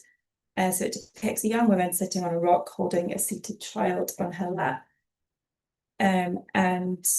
With one hand she guides the second child who is trying to walk, taking, as the title suggests, their first tentative steps. So the piece itself, unlike the two that Claire's just discussed, is unmarked, and it was simply described in our catalogue as group in coloured and glazed earthenware, le premier pas, modern French. No factory or artist was recorded in the museum's database, nor a date of production. So historically, the museum categorised many decorative arts acquisitions, particularly ceramics, in this way as either old, usually meaning generally pre-18th century or in the style of, or modern 19th century, and usually roughly kind of contemporary with the acquisition of the work. So the original accession register listed the figure group as having been purchased from a Barbizet fee with a Paris address. But it didn't note in the register that it was also made at the workshop, unhelpfully, or dates. So also noted in the same acquisition were a pair of monumental statuettes with the 20th century annotation in the register, noting that these other pieces had been sold in 1939, which I'll kind of touch on later. So the museum acquired all three Barbizet works for £24 6 shillings, with Le Premier Pas costing £4 6 shillings. So these pieces stand out as acquisitions of contemporary continental ceramics in a year largely dominated by the acquisition of historic ceramic works, including a group of Italian Maiolica, which I touched on earlier. So a chance discovery of a single piece of correspondence in the director's papers in the museum archive revealed that the Barbizet pieces, which were all accessioned into the museum's permanent collection in 1877, had in fact been acquired the previous year from the Barbizet stand at the 1876 Philadelphia Centennial Exhibition, which I think we touched on a little bit yesterday. So our thanks to colleagues at the Musée National Adrien de Boucher at Limoges for confirming our attribution of the piece and for sharing information relating to the factory and the Barbizet works in their collection. The Limoges collection includes a version of Le Premier Pas, which was donated by de Boucher and likely acquired at the 1875 exhibition by the Union Centrale des Arts Décoratifs. So Victor Barbizet is often credited with founding the School of Paris, despite the works of followers, including Georges Paul, who again we've kind of touched on, and Thomas Victor Sargent becoming perhaps better appreciated or more widely known today. Incidentally, National Museum Scotland holds 7 works by Georges Paul, which were all directly acquired from him in 1869. So setting up his workshop in Paris in 1851 with his brother-in-law and later his son, Achille, they are recognised as having established the first mass production of palissyware in France. So the workshop was included in the official guide to the Philadelphia exhibition, which largely focused on the influence of Palissy and the production of rustique figurines, but also including one of the NMS figures. Given the popularity of French palissyware during this period, it is interesting that Thomas Archer elected to acquire pieces for NMS that were not in this characteristic style. And again, going back to the paper that was given yesterday, and the Barbizet pieces that were shown, they are kind of much more characteristic of the Barbizet workshop at that time. So this figure does kind of stand out a little in that respect. So this lovely image here where you can just about see, although it's slightly obstructed by pillars, this is the Barbizet stand back here. I couldn't find a better image. So the 1876 Centennial International Exhibition held in Philadelphia was approved by an act of US Congress in 1871, which called for an exhibition of American and foreign art, products and manufactures to mark the upcoming centennial of American independence. They're probably quite timely that we're talking about this year. The act provided for the establishment of the United States Centennial Commission, who oversaw the organization of the exhibition, drawing on previous international exhibitions, including, most significantly, the 1873 Vienna World's Fair, which helped inform the shape of the fair at Philadelphia. For the exhibition, Professor Archer, along with Colonel Herbert B. Sanford, RA, great name, were named executive commissioners for the British section.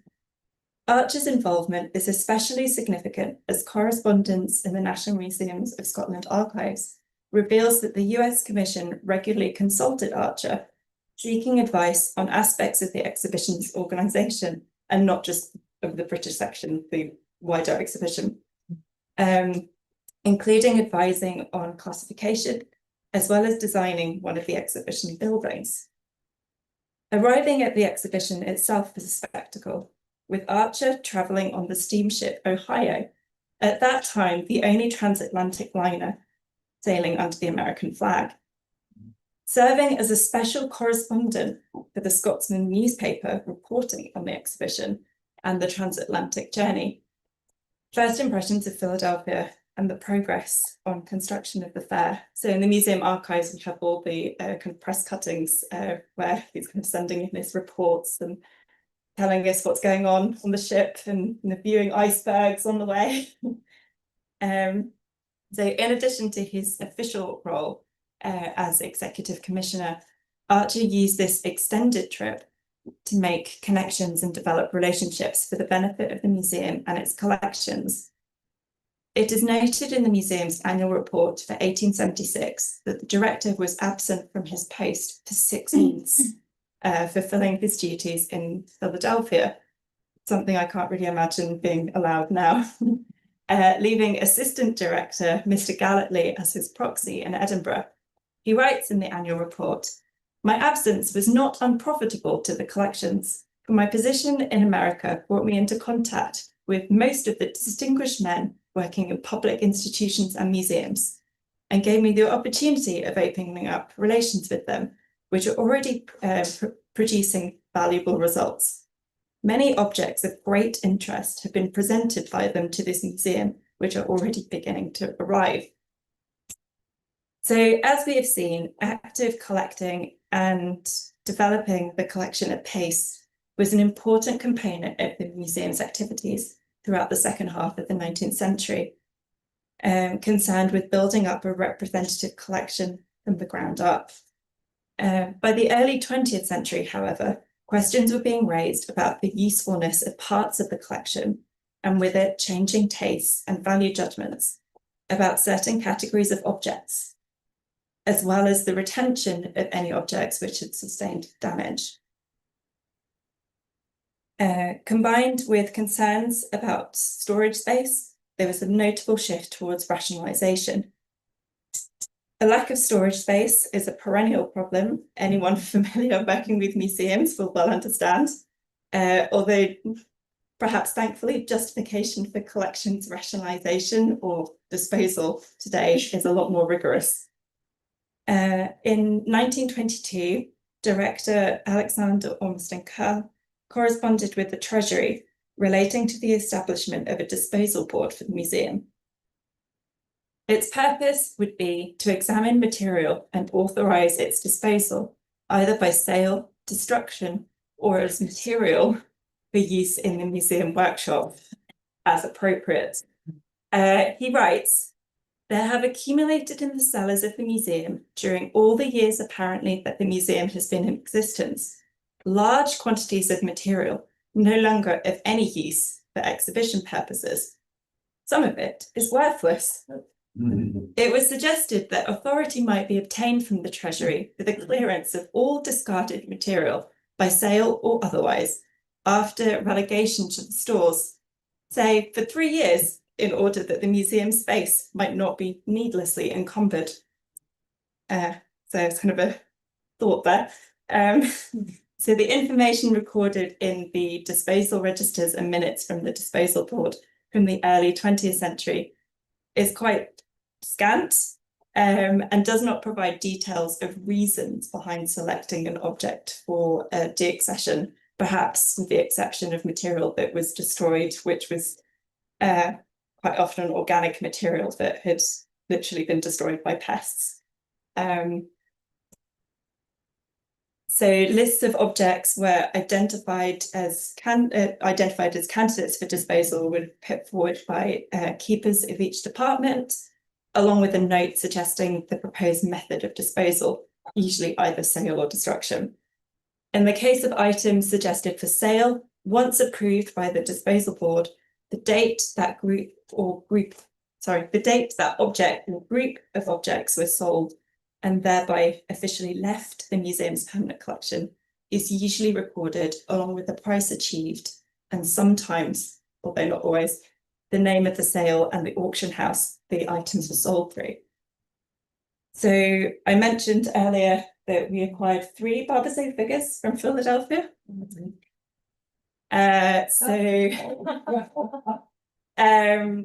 We disposed of 2 incroyable figures. So which one is it? So it was a male and female figure on the left, and beautifully illustrated here. So these were approved for disposal via sale and were auctioned at Dowell's Rooms, an Edinburgh-based auctioneer, on February the 24th of November, 1939. Records from the sale held at the National Library of Scotland list the figures as being sold by the museum and the name of the buyer, a Mr. Fife of Granton Square in the north of Edinburgh. Unfortunately, I've not been able to uncover the identity of the buyer. However, a number of purchases from this and other Dowell sales from the year suggest that he was most likely a dealer. A number of other museum objects were also entered into the same sale, with a total of 37 items sold in 19 lots, including the Barbizet figures. Of these, the objects were primarily ceramic and mostly of British or continental manufacture. Alongside the 2 monumental Barbizet figures, I should say each was kind of stood at 96 centimetres tall, so quite monumental. The only other work of ceramic sculpture sold by the museum were a pair of statuettes depicting Minerva and Omphale standing at 66 and 62 centimetres respectively. These are described as modern French in the sale catalogue and in the disposal board papers. However, the original accession register notes that they were English rather than French manufacture, and 18th century, not 19th century in date. I don't know which of these is true, but we dispose of 2 quite large sculptures either way. Amongst the objects which had originally been purchased by the museum, the prices achieved at auctions were at vastly reduced rates compared to what the museum had originally paid for them. This could simply reflect the market responding to changing tastes for this type of ceramic. However, the timing of the auction against the backdrop of the onset of the Second World War is also a consideration. It is worth noting that in 1939 alone, 97% of objects deaccessioned from the collection were ceramics. A sobering thought. The significance of the international exhibitions in shaping the collecting preferences and development of the European decorative arts collection, of which ceramics are a substantial constituent, should not be underestimated. Here, Archer's own role is particularly significant, given his official involvement with the organisation of every international exhibition from the Great Exhibition held in London in 1851 up to and including the 1873 Vienna World's Fair and, of course, the 1876 Centennial Exhibition in Philadelphia. Archer provided a full report on the pottery and porcelain sections, which was read to both Houses of Parliament in Westminster. In our own country especially, the pottery of the people, which is the truest indication of the good or bad taste of a nation, was debased in the extreme. And although it is now far from what we would wish it to be, it is nevertheless equal to that of most European countries. Whilst in the higher walks of art, we stand on a par with the best in the world, and in some respects, even higher. Moreover, we have attained this position without state aid, simply by private enterprise, stimulated by public patronage, growing out of the taste created and fostered to a large extent by the recurring exhibitions which act as universal instructors. Works acquired from the dealers and manufacturers known to have exhibited at the international exhibitions are well represented in the NMS collection. As we have just seen, together with, in the early years of the museum, large-scale loans from British manufacturers, some of which were subsequently purchased or donated to the permanent collection, including loans in the 1860s from Royal Worcester, Copeland and Minton, amongst others. So in conclusion, we hope that this brief exploration of these works of ceramic sculpture has opened a window into the collecting practices and philosophies of the museum during a pivotal time in its history. As universal instructors, the international exhibitions of the period were invaluable in forming a ceramic collection for the nation of Scotland, driven largely by the vision of director Thomas Archer, who was informing and being informed by these displays. The large number of ceramic disposals shaped the future of the collection and were to continue in the immediate aftermath of the Second World War. The legacies of these drives continue to influence displays and the reserve collections to this day.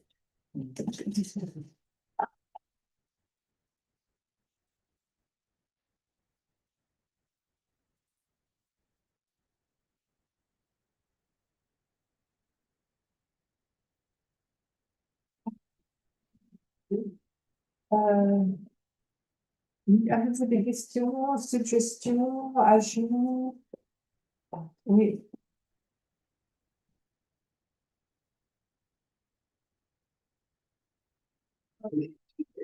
When you were showing your Terralia pieces to Raphael, I said that it's a very unresearched area, isn't it? Did you get that?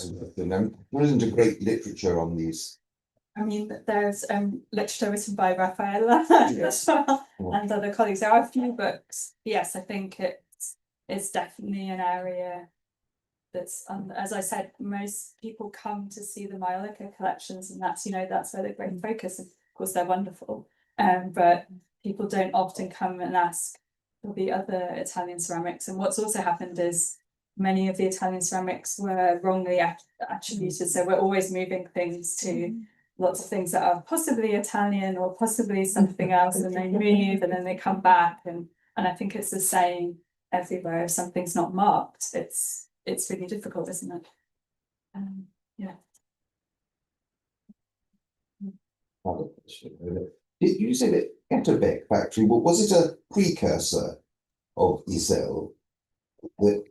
Not really a precursor. It was a kind of the first generation of French ceramists coming here in Belgium. I mean, at the end of the 18th century. So it was it's not really a precursor. They made some sculptures. Just sculpture. No, they made other things. But this is the only one, the only manufacturer which made sculpture before at the end, again, except Tournai, of course, but it's the only one which made sculpture in porcelain in Brussels. And Richard, who you mentioned there, was he that the same? You get Tiralia or a final scene of Richard in Namur Museum. Richard moved.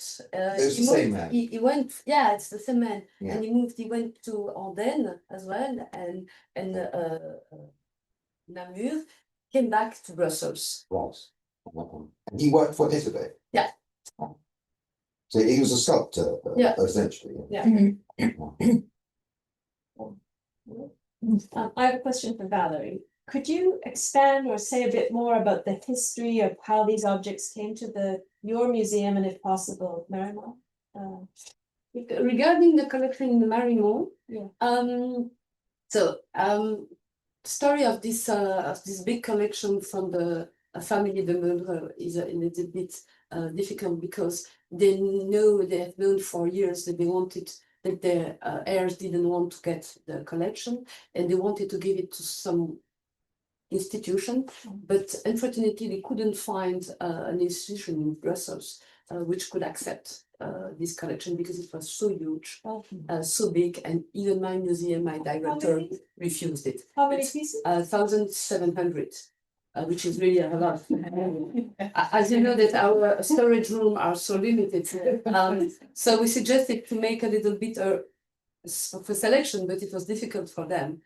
So the negotiation was quite really difficult, because they wanted to keep it as a whole, and they even thought about having their own museums, but yeah. And so, well, finally, Mariemont accepted, and it's great, because the collection is there and it's nice. So I'm happy of that. So that's the way all those objects I showed, the main object I showed came to Mariemont. And the one from in our museum, there is only one piece I showed from Domaine, which were the two big stands from the exhibition of 1880, and I know they were. I was not there at this when we bought them, but I think the former curator bought them to the family. J'ai une petite question, Madame Montens. Est-ce que vous connaissez des listes d'artistes qui ont travaillé, ou des paiements d'artistes au 19e siècle par rapport à la manufacture du Trompe? Les artistes qui ont travaillé, sculpteurs, peintres, des paiements. Alors, dans ce que j'ai pu voir jusqu'à maintenant, mais on n'a pas encore exploré toutes les boîtes d'archives. Oui, elles arrivent en goutte à goutte. Elles arrivent au compte-gouttes, mais là, maintenant, c'est bon, je pense qu'elles sont là. Ouais, il manque encore d'autres choses, mais non, on n'a pas de paiement. On a parfois des papiers libres avec des listes de noms d'artistes qui ont travaillé, mais on n'a pas de document d'archives, de répertoire clair. Il y a un répertoire un peu bizarre, fait par je ne sais pas qui, qu'on doit un peu plus analyser, où il parle d'artistes qui sont intervenus, notamment pour des grès. Voilà. Mais je pense qu'il faut aller plus loin, et que peut-être qu'il y en aura.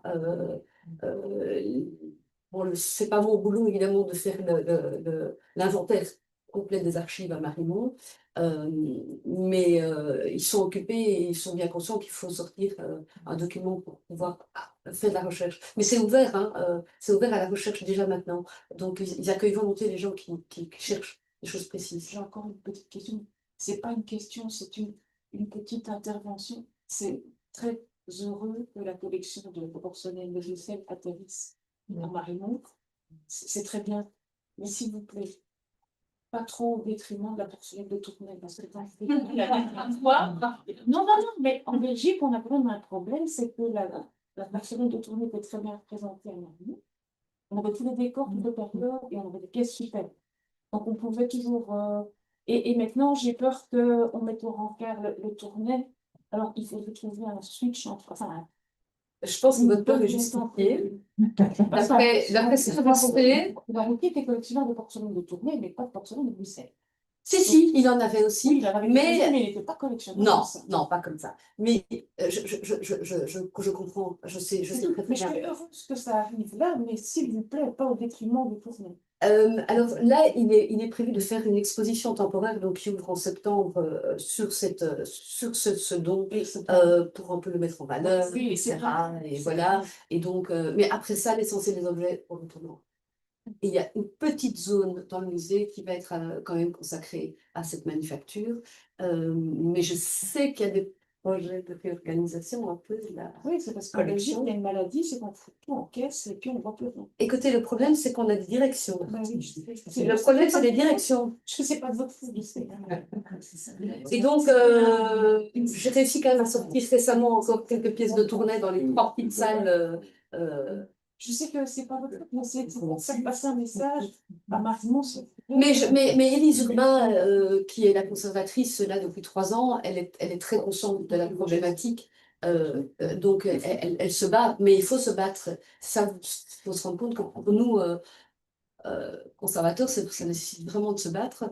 Et une des méthodes que moi je me suis dit et on a déjà discuté avec Elise, on espère faire éventuellement ça dans les prochaines années, si on parvient à trouver du financement, ce serait de numériser toutes nos collections, de tourner en commun et d'avoir quelque chose en commun entre Mariemont, Bruxelles, ce qu'il y avait à tourner, voir si on parvient à avoir un lien, parvenir à faire ça de façon globale, ce serait vraiment, ce serait vraiment sympa.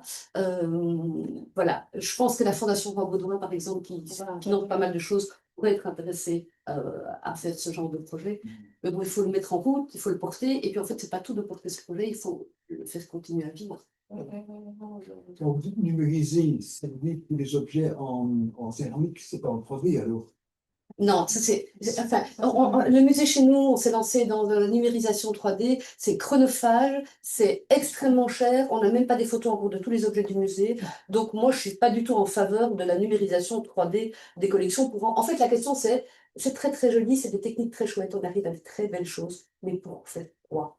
Si ça a un sens au niveau de la recherche, si ça permet de travailler sur la question des moules, etc., des emprunts d'une pièce à l'autre, ça c'est intéressant. Mais si c'est juste la numérisation 3D pour la numérisation 3D, pour plus montrer les sculptures au public, voilà. Commençons déjà par photographier tous nos objets. Et est-ce qu'il y a des recettes de S'il vous plaît. Je voulais savoir, vous avez c'est un bâtiment qui est conservé dans l'album Wilkins. Absolument. Et il y a aussi un album cahier d'ailleurs. Je ne l'ai pas dit, mais il y a un album cahier. Si j'ai bien compris, il y en a à peu près 700 vues pour English. Donc une grande partie qui va raconter de Paris. Oui. Donc c'est intéressant de mettre, si possible, à travers d'autres recueils marchands, de praticiens, de mettre en parallèle les productions parisiennes, même je vois les corbeilles qui vont être exécutées en France dorée, en porcelaine, Oui. avec les dessins existants en English, et dans un cadre plus large avec ce que nous connaissons sur les productions des mineurs de Domaine, les albums à l'Ermitage et à Stockholm, donc les productions légales. On a des dessins qui permettraient de comparer et de faire Absolument. Et donc l'objectif, là, on a déjà fait ça dans le cadre de l'exposition qui vient, on a numérisé tout ce livre. Et l'objectif, c'était peut-être essayer via le site du musée de Mariemont, le mettre en ligne éventuellement, déjà pour permettre des recherches et ces comparaisons. Oui, éventuellement, avec des albums de croquis comme j'ai de la Fontaine, qui a produit beaucoup de bronze, mais qui a fait aussi des oui, qui ont produit énormément de choses, et parfois des détails simples, comme des pieds.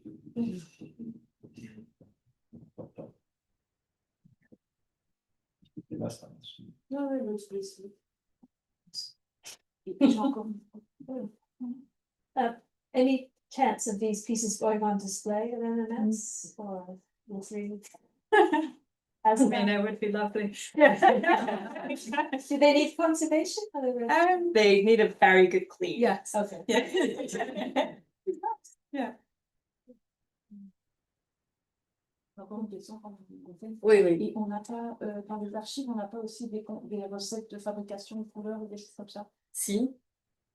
Si. C'est très difficile à déchiffrer. Oui, mais je pense que c'est hyper intéressant et que c'est une chose qu'on doit diffuser le plus rapidement possible. Parce que je pense qu'à Mariemont, ils ont aussi des recettes de fabrication 19e détournées. Alors, on parle de ce fameux recueil du bois, qui est encore un recueil du 18e, qui vient d'arriver maintenant à Mariemont. Ah, c'est encore mieux.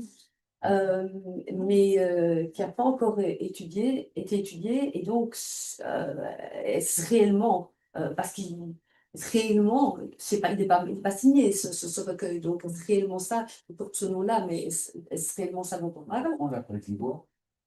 Ah oui, Pourquoi du bois, le fondateur. Dans la famille. Donc on parle de. Mais donc, C'est un registre des années 50. oui, Ah oui, ce serait. C'est hyper. Si c'est bien, c'est hyper intéressant, mais il faut étudier l'objet en tant que tel. et on peut consulter. Pas encore pour le moment, mais Quand on lit là aussi. Oui, mais je m'en doute bien, je m'en doute bien. Je pense qu'à Mariemont, ils avaient déjà, dans les archives, c'était Ludovic Créquia qui en avait parlé, des recettes tournées 19e.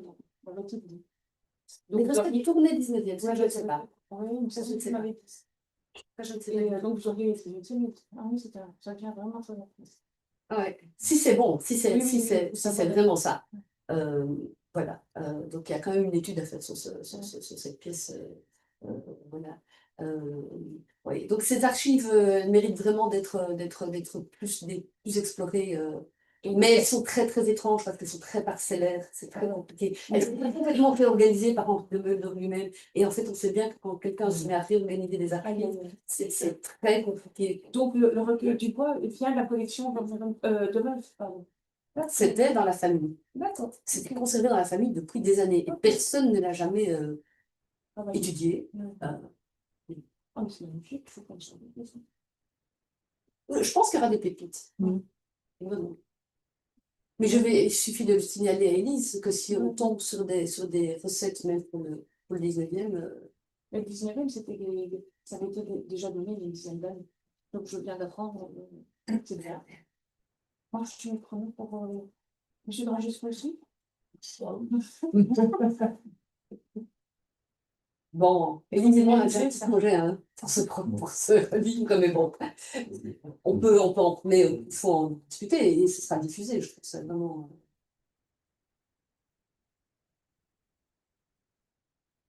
Enfin, je connais d'autres recueils qui ont été qualifiés de recueils 18e et qui ne le sont pas, donc entre la tradition familiale et la réalité.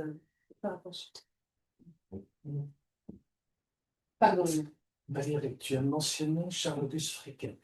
Yes. Il y a une grande collection de plâtre à sa ville natale de Herentals. Oui, Est-ce qu'il y a des liens entre ces collections? Est-ce qu'il y a des modèles qui correspondent de l'un à l'autre?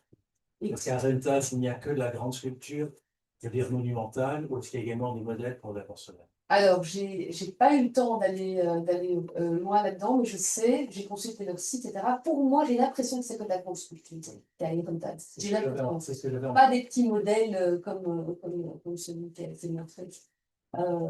Mais je ne peux pas répondre de façon définitive. Mais je sais bien, C'est ça. Merci. Monsieur Ruano. Non.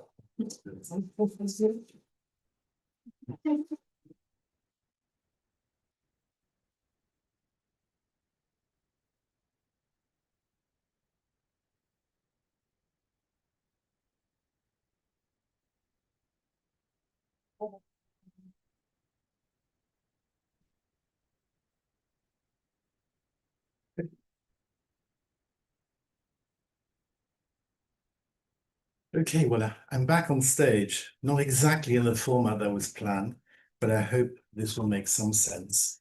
Having said the introduction, it's obviously a very naughty thing of me to be talking in terms of a conclusion, but what is a conclusion? There are so many threads that we took during this conference of nearly a day and a half. And there are many things which need much further research in order to be able to give definitive answers. So what I was planning to do is to just give you a very quick overview of what I personally found maybe the most stimulating points within each of the papers that were given. And I naughtily took 2 images of each PowerPoint in order to give you a few things to look at least. And I guess that the very first paper we had by Patricia Ferguson really threw us into the subject of both sculpture and trompe-l'œil at the same time, because they were combined in a fully fledged way. And you also introduced the question of relationships between East and West, which were always in one direction. We know that well with the East India companies and so on, but here it was made visible in a remarkable way. So the whole question about 2-dimensional versus 3-dimensional material. And then we had the big discussion about usage and the correspondence of the container and what is in it. And the big open field of pricing that nobody could really talk about, but which I think would be absolutely marvelous if we could find snippets of that sort of information in the future. And then the other thing that I took home was to think about the whole question of trompe-l'œil in 3D within the context of something highly fashionable, because as you really showed very well, the time frame was extremely short in the mid-18th century, although there were many other things happening throughout the centuries, but certain things are really very limited in time. So it's clearly an effect of fashion. Then our next speaker, Melody Sur, really showed us the multiplicity of levels of interpretation that you can attach to certain objects. She obviously took a very focused, a choice of a very focused type of object. And if you want to go and dig further, you can find things. So thank you for having shown us all that. And there is, again, much more to think about. So that's great. From far afield, Nadia Consiglieri took another point of view on the basis of just one platter, which is plausibly attributed to Bernard Palissy, although I'm not going to delve into the exactitude of all that because that is extremely difficult. And although it had a remarkable provenance and so on. And most interestingly, I think, is that she delved into the history of medieval and Renaissance iconography, which allows all sorts of links to be made. And that is probably one of the ways of trying to understand these difficult figures like Bernard Palissy in a more diverse way, not just looking at the historical material, but also the anthropological. Then Mariette Bourgour obviously took us with that theme right to the end of the 19th century, showing us the power of Palissy's inspiration on material, particularly in France, and that then raises all sorts of questions about the relationships between nature, artifice, science, technology. That same thread was taken up by Carina Visconti-Pav, which was really about one particular technique, but which had such enormous implications on a complex level of interpretation, cultural, technical, scientific, intertwining all these things.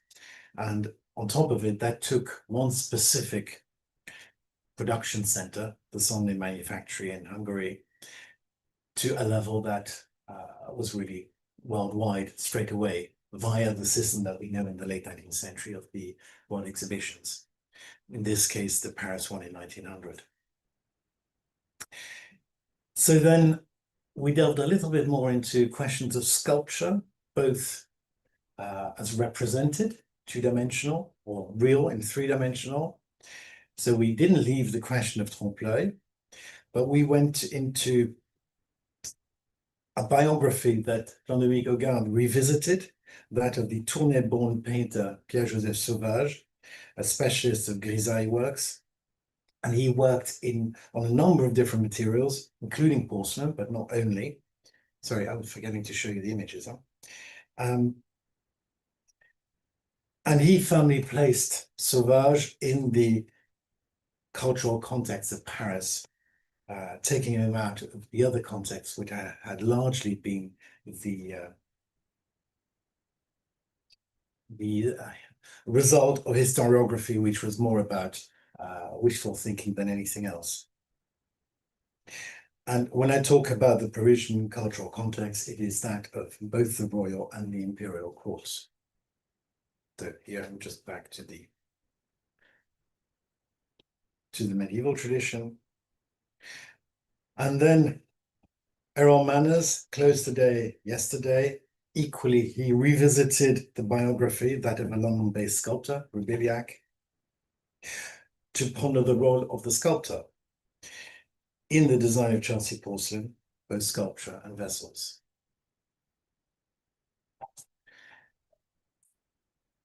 Now, this morning with Valérie Montens, we changed focus, setting the lens on a manufacture through a remarkable archive that recently entered the public domain. She showed the difficulties in disentangling the historical, commercial, social complexities of this archive that covered over a century. So here we have Roubiliac.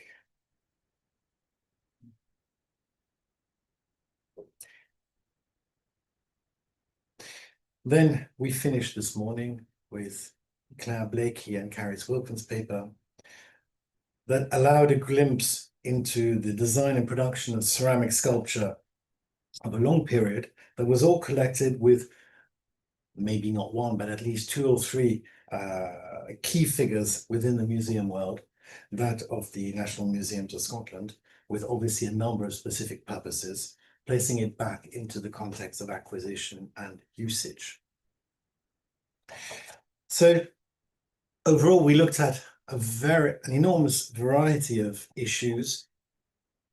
And to close off, I would just briefly like to mention a couple of local things in order to bring them to the forefront there, where generally they have only been looked at locally, particularly by collectors more than by art historians. And basically, I'd like to mention the workshops at Bouffion, a little village near Charleroi, where artists like Roger Guérin and Grégory and the Dubois dynasty were prolific potters in the early to the mid-20th century. They regularly collaborated with external artists, particularly sculptors. There were numerous exchanges with artists based in the capital, as Brussels was a turning point for the development of the Art Nouveau movement, with the sometimes bitter competition between the two key figures of Henri van der Velde and Victor Horta. Van der Velde was at the forefront of the reappraisal of the so-called decorative arts. He was keen to inverse the order of importance, relegating the fine arts as being purely decorative, because a picture, after all, is just hung on the wall and it's there for decoration, it has no purpose. And with this embroidery, he really thought about that whole issue of what does it mean to be decorative, what does it mean to have function. And that is then just in the last decade of the 19th century, when he also built with his wife, Mariemont, this exceptional house that is unfortunately still largely underestimated on the international scene.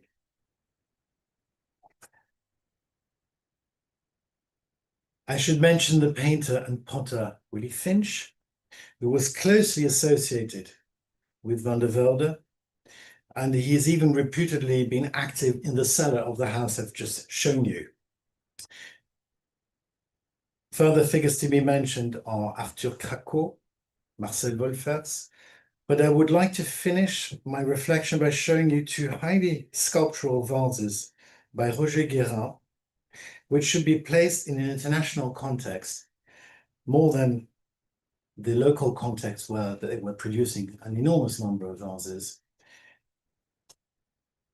but the international one, in this case specifically the Paris School of Painting and Sculpture of the 1950s, with key figures like Jean Vautry. So I will leave it at this, and of course, open the floor to further discussion, because I'm sure you have lots of further ideas of how to do things with sculpture, trompe-l'œil, and questions that should be addressed in the future, maybe in relation also with the publication that we plan. So if you have any further ideas, issues, questions, wishes, please voice them. So can you tell us about the publication or what the plans for the The publication? plans are to do it online with a new series of publications.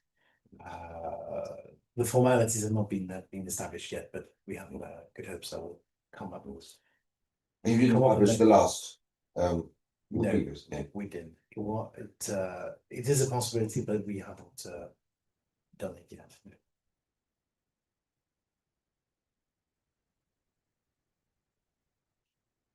Questions, comments? You've thought of everything. Good. Well then, we give you the appointment for the next one next year, which will be about gilt bronze. And hope that you all have a safe journey home. Thank you for joining us online. And we will keep you informed of the publication, of course, which will be sometime next year if all goes well. So thank you for.